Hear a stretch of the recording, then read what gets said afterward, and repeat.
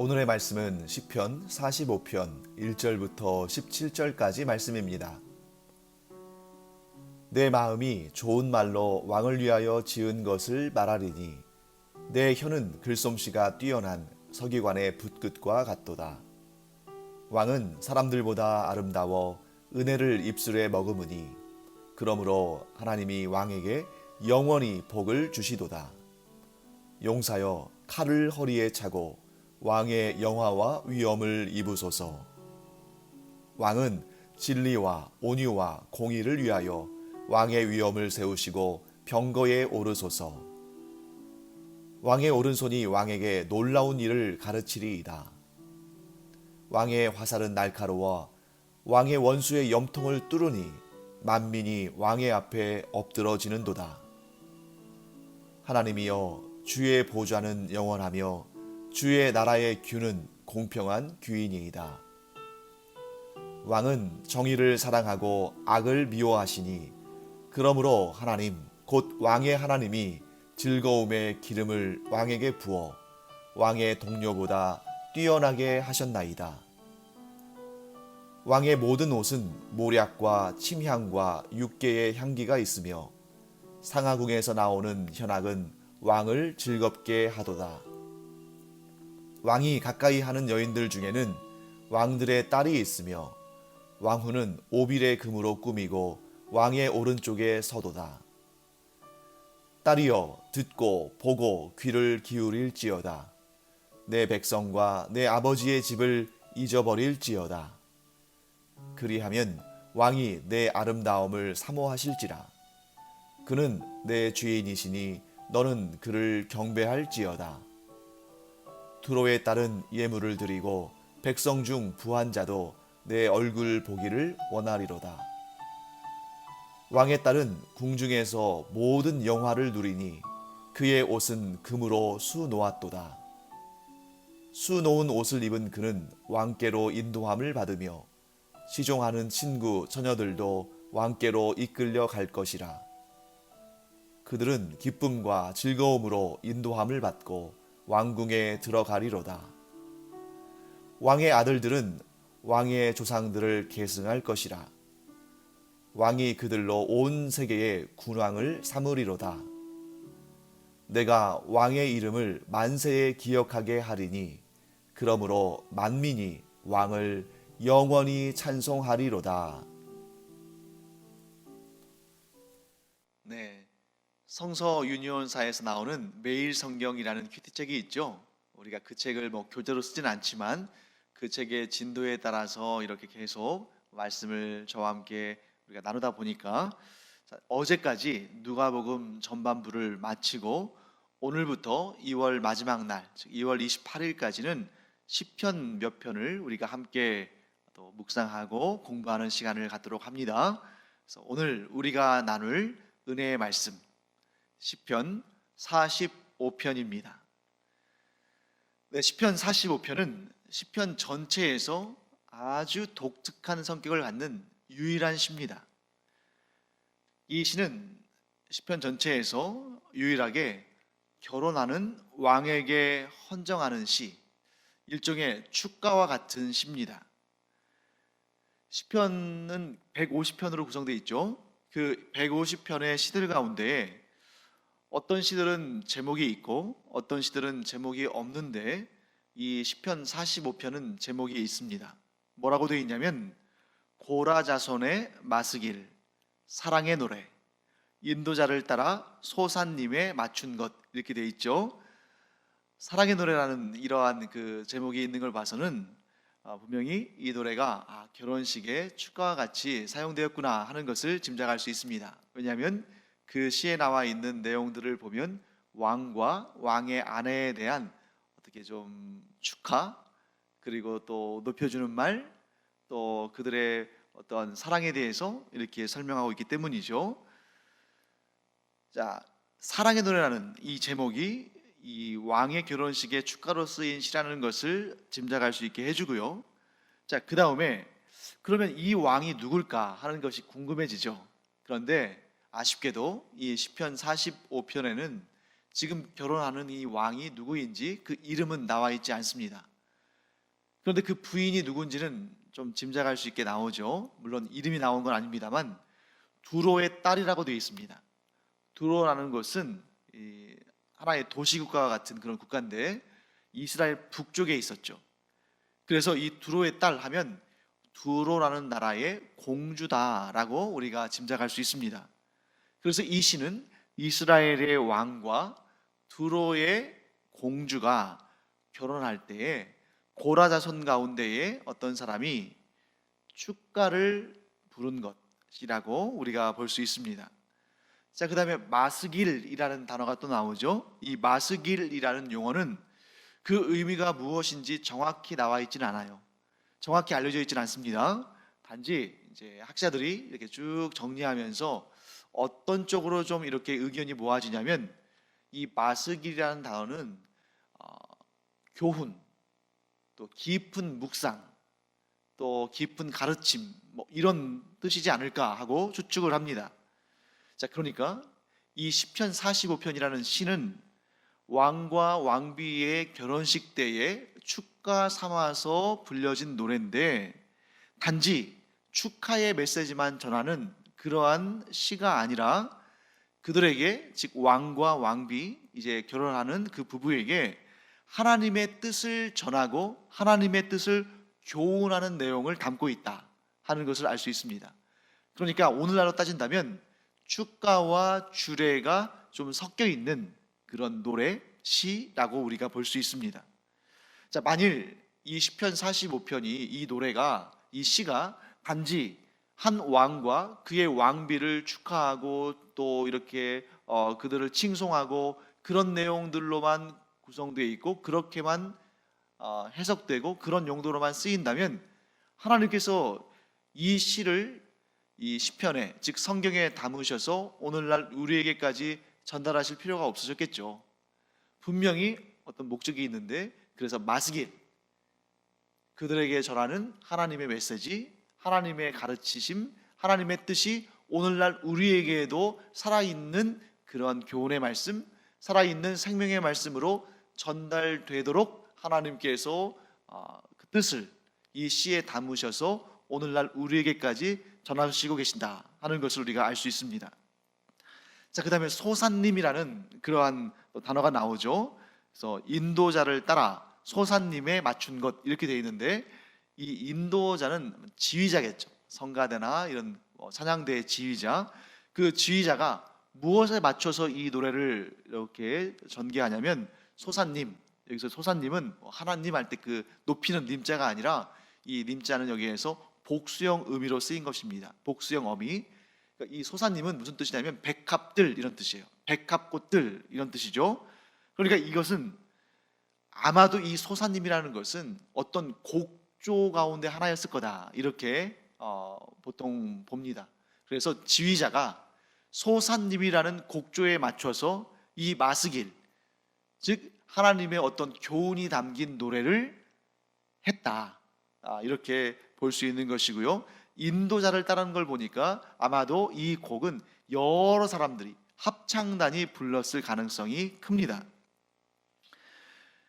그렇다면 이 소사님, 백합꽃들의 곡조 혹은 백합곡조라는 것이 있어서 구약 백성들이 거기에 곡조를 맞춰, 그 곡조에 맞춰서 노래를 했겠죠. 이 시를 붙여서.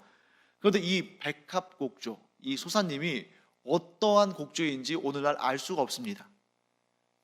그러나 우리가 추측할 수는 있겠죠. 이 노래가 사랑 노래인 것을 봐서는 굉장히 아름답고 부드러운 곡조이지 않았을까. 더군다나 백합이라는 이름을 넣은 걸 보면은 꽃과 같이 아름답고 향기롭고 또 부드러운 그러한 곡조를 따라서 이 사랑 노래의 가사를 붙여서, 이 시를 붙여서 노래했다. 언제? 왕의 결혼식장에서.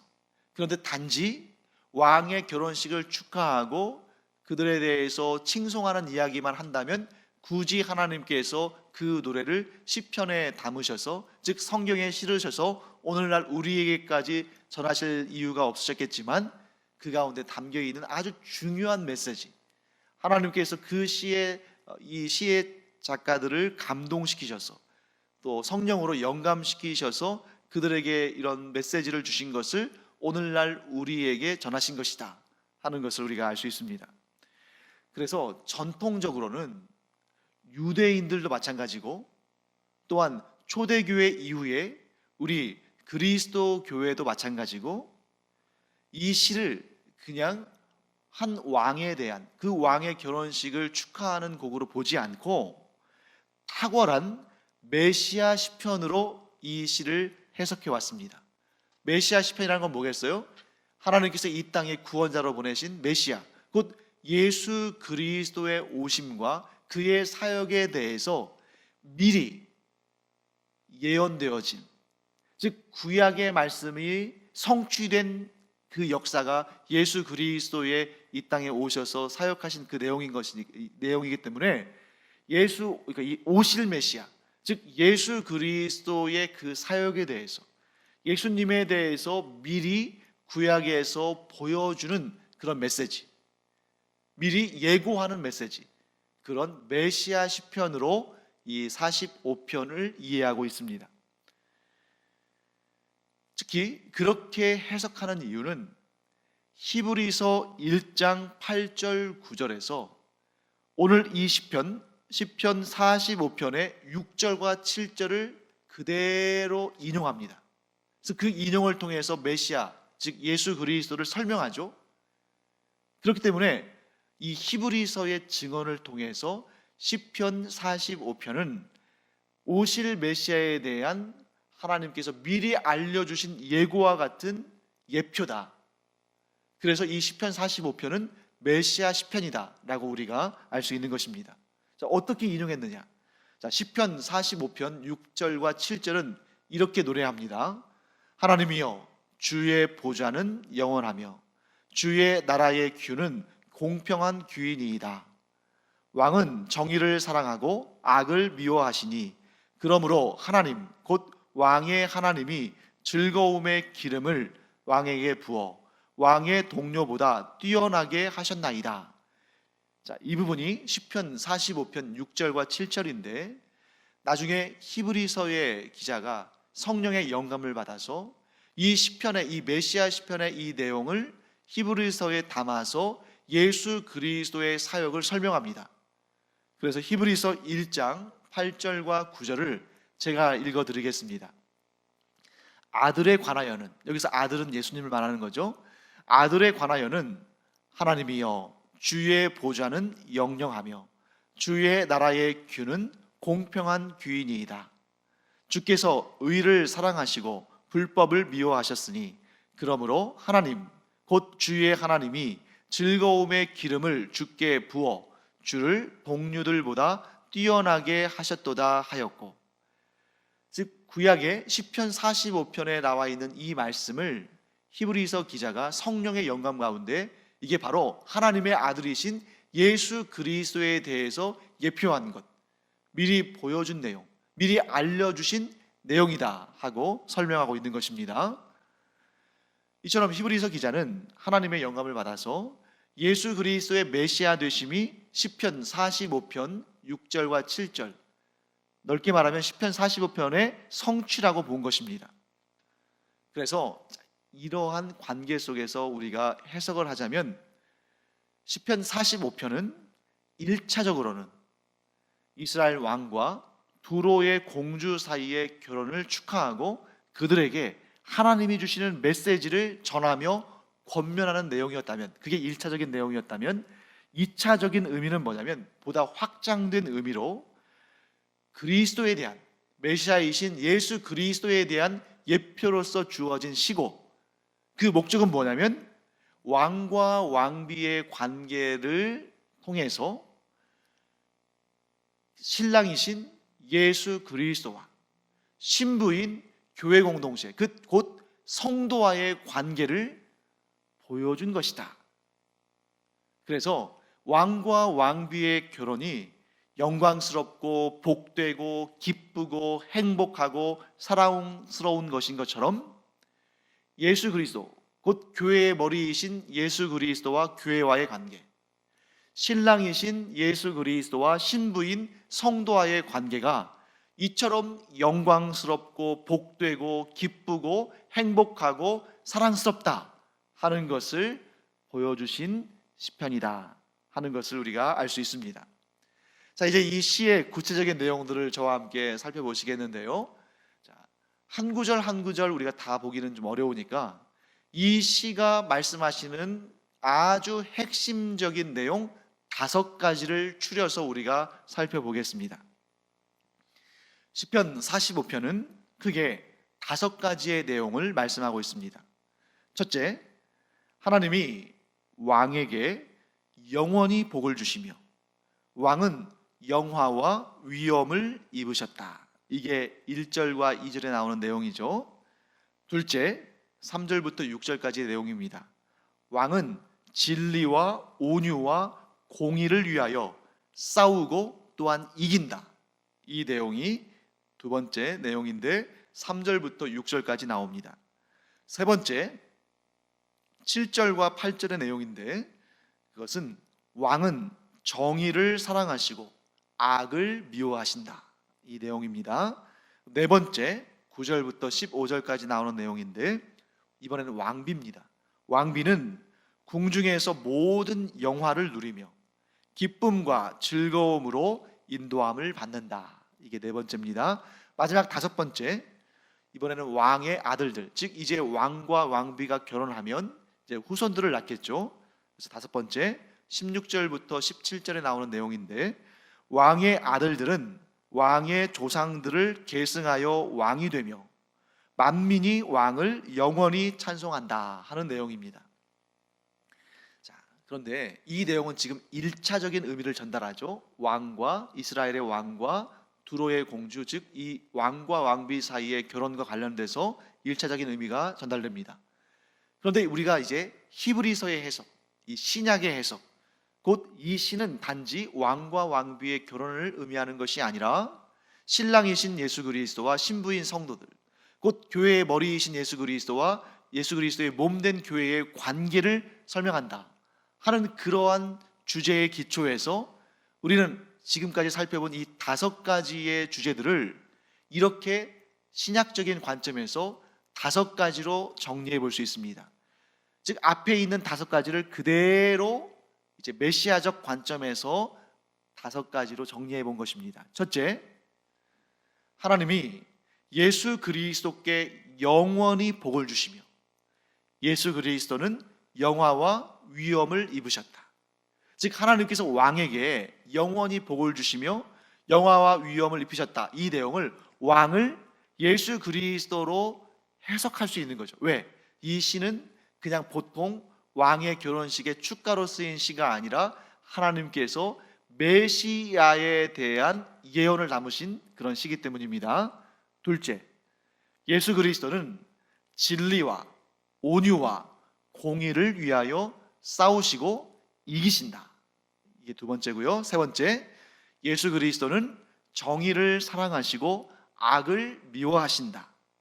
네 번째, 이 왕비를 교회 혹은 성도들로 또 우리가 해석할 수 있습니다. 그래서 교회는 그리고 또 모든 성도는 그리스도께서 주시는 모든 영화를 누리며 기쁨과 즐거움으로 인도함을 받는다. 이렇게 우리가 볼 수 있고요.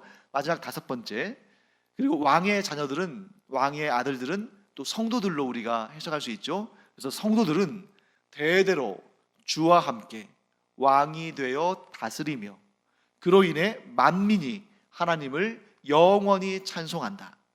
즉 우리 모든 성도들은 예수 그리스도를 믿고 성도가 된 자들은 대대로 예수 그리스도와 함께 왕이 되어 다스리며 그로 인해서 만민이 하나님을 영원히 찬송하게 된다 하는 것이죠. 예수 그리스도와 함께 왕이 되어 다스린다. 이게 바로 성도의 본분에 대한 성경의 가르치심입니다. 자, 여기서 우리가 한 가지를 더 살펴보고 마치겠습니다. 아주 중요한 주제인데요. 이런 문제를 우리가 제기할 수 있습니다. 왜 예수 그리스도는 싸우시고 이기시는가? 사실 우리는 예수 그리스도의 모습을 성경을 통해서 볼 때에 예수님은 잡히셔서 십자가에 달려 죽으시고, 그러니까 모진 고난과 박해를 당하시고 십자가에 달려 죽으시고, 그러니까 어떻게 보면 너무 평화로우시고, 너무 어떻게 보면 하나의 폭력도 행하지 않으시고, 그저 도살장에 끌려가는 양처럼 조용히 순교당하신 것처럼 보입니다. 그런데 이 메시아의 시편에서는 그리스도가 어떤 분이십니까? 싸우시고 이기시는 분이시다. 예수님께서 십자가에 달려 죽으시고 부활하시고 승천하실 때까지는 우리를 구원하시는 그 대속의 사역을 위해서 충분히 천사들을 12영도 더 대동해서 이 땅에 있는 모든 악한 자들을 무찌르시고, 본디오 빌라도와 또한 예수님을 그렇게 위기로 몰아넣은 그런 유대의 종교 지도자들을 싹 쓸어버리실 수도 있었지만 그렇게 하지 않으셨습니다. 참으셨어요. 왜? 대속의 구원의 역사를 이루시기 위해서, 십자가의 피로 말미암아 우리의 죄를 덮으시기 위해서 참으신 것입니다. 그러나 우리를 구원하신 다음에는 예수님은 어떤 분이세요? 싸우시는 분이시고, 그 최후 승리의 전투가 언제 끝납니까? 예수님의 재림의 날, 곧 최후 심판의 날에 그 영적인 전투는 끝이 나고 영광스러운 승리의 면류관을 예수님과 우리, 곧 예수님의 제자들인 우리가 쓰게 되어 있습니다. 그날까지 우리의 영적인 전투는 끝나지 않는 것이죠. 그러면 왜 예수님은 싸우시고 승리하시는가? 또한 우리는 왜 예수님과 함께 싸우고 승리해야 하는가? 그 내용이 오늘 이 본문에, 이 시편 45편에 잘 나옵니다. 사실 우리는 전쟁을 좋아하는 사람들 아닙니다. 전쟁은 일단 일어나면 어느 쪽이든 승자든 패자든 다 상처를 입습니다. 그러니까 전쟁을 하지 않는 것이 제일 좋죠. 그럼에도 불구하고 이 세상에는 전쟁이 존재할 수밖에 없습니다. 왜냐하면 불의한 세력이 있기 때문이죠. 불의한 세력이 정의를 깨뜨리고 평화를 무너뜨리고 하기 때문에 그 세력을 제압해야 합니다. 이기적인 자기의 욕심을 채우기 위해서 많은 사람들을 괴롭히고, 그들을 어떻게 보면 좀 그들 안에 있는 모든 것들을 빼앗고, 그리고 그들을 짓밟고, 이러한 세력이 있기 때문에 평화를 사랑하는 자가 싸움터로 나갈 수밖에 없는 것이죠. 본래 이 평화라는 것은 싸우지 않는 것이지만, 그런데 악한 자가 이 평화를 도말하려고 한다면 이 평화를 지키기 위해서 싸울 수밖에 없는 것입니다. 그렇다면 이 전쟁에서 누가 이겨야 진정한 평화와 진정한 기쁨이 임하겠습니까? 진리를 사랑하고 공의를 수호하고 평화를 지키고자 하는 자가 승리해야 이 땅에 진정한 평화와 기쁨이 임하는 것입니다. 그런데 이 세상에 있는 전쟁들을 다 한번 우리가 살펴볼 수는 없지만, 우리가 대충 전반적으로 알 수 있는 사실이 있습니다. 그것은 뭐냐면, 전쟁을 일으켰던 그 어떠한 개인이든 공동체든 다 자신들이 평화를 수호하려고, 진리를 지키려고, 안정을 가져다 주려고 그렇게 자신들이 헌신했다고 말합니다. 자신들이 이겨야 평화가 유지된다고 말합니다. 그러면서 우리 안에는 사실 아무런 그러한 이기적인 욕심, 탐욕, 뭔가 우리가 정권을 잡고자 하거나 우리가 누군가를 지배하기 위해서 이러는 거 아니다. 우리는 진실로 평화를 위하고 안정을 가져오고 번영을 위해서 우리가 정말 힘든 일이지만, 전쟁하고 싶지 않았지만 어쩔 수 없이 이 전쟁을 하게 됐다. 모두 그렇게 말합니다. 우리가 의를 위해서 정의를 이루고자 공의를 펼치고자 나섰다, 이렇게 말하지만, 정말 그리고 실제로 그런 마음을 품기는 품었겠지만, 문제는 무엇입니까? 어떤 인간도 완전히 의로울 수 없고, 어떤 인간도 완전히 정의롭고 공의로울 수 없기 때문에 나의 의가 다른 사람이 볼 때에는 불의가 될 수 있고, 내가 어떤 불의를 응징하려 했지만 그 사람 입장에서는 의가 희생당하는 것일 수 있습니다. 다소간의 차이는 있을지언정 완벽하게 욕심 없이 완벽하게 의롭게 완벽하고 완전한 마음으로 싸우는 자는 없습니다. 그러므로 누가 승리해야 진정한 평화와 진정한 기쁨이 임하겠습니까? 그건 사람의 싸움이 아닌 것입니다. 오직 완전하신 진리, 완전하신 의이신 예수님의 싸움만이 진정한 평화와 진정한 기쁨을 가져올 수 있습니다. 왜요? 예수님은 모든 것을 내어주시는 사랑으로, 또한 완전하신 공의로 이 땅에 오셔서 진리를 전하시고 악한 사탄과 죄와 사망의 권세를 무너뜨리시고 영원한 생명과 영원한 평화를 우리에게 주시기 위해서 이 땅에 오셨기 때문입니다. 그렇기 때문에 예수님께서 승리하셔야만 진정 이 세상에 평화와 의와 자유와 기쁨이 임하는 것입니다. 사랑하는 성도 여러분, 바로 이 내용을 4절이 설명합니다. 진리와 온유와 공의를 사랑하는 자가 승리하면 비로소 온 세상에 진정한 기쁨과 평화가 임하는 것입니다. 그래서 주님께서 죄와 사망의 권세와 사탄의 세력을 꺾으셔야만 이 땅에 진정한 평화와 기쁨이 임하는데, 그날이 언제냐? 지금도 계속 그 전투가 이루어지고 있습니다. 그 전투에 예수님은 우리가 참여하기를 원하시고 우리와 함께 싸우십니다. 그리고 지금 그 전투가 진행되고 있는데 그 전투는 반드시 끝이 정해져 있고 그 결과도 정해져 있습니다. 그 전쟁의, 그 영적인 전쟁의 끝은 언제입니까? 예수님께서 심판주로 재림하시는 날이고, 그 결과는 어떻습니까? 반드시 예수님께서 승리하십니다. 결과는 정해져 있습니다. 그러므로 그날을 이르기까지 우리는 예수님과 함께 끝까지 절망하지 아니하고 포기하지 아니하고 힘을 내서 싸워야 되고, 그날에 우리는 반드시 최종 승리를 목격하게 될 것입니다. 또한 그 최종 승리를 이루는 날 우리는 우리의 대장 되신 예수 그리스도와 함께 영원히 통치하는 그런 영광을 누리게 될 줄 믿습니다. 그날에 이르기까지 우리가 우리의 삶 가운데 어떨 때는 분명히 이것이 영적인 전투라는 것을 알 수 있는 때도 있지만, 어떤 때는 이것이 과연 영적인 전투일까? 할 정도로 정말 일상적이고 눈에 띄지 않는 경우도 있을 겁니다.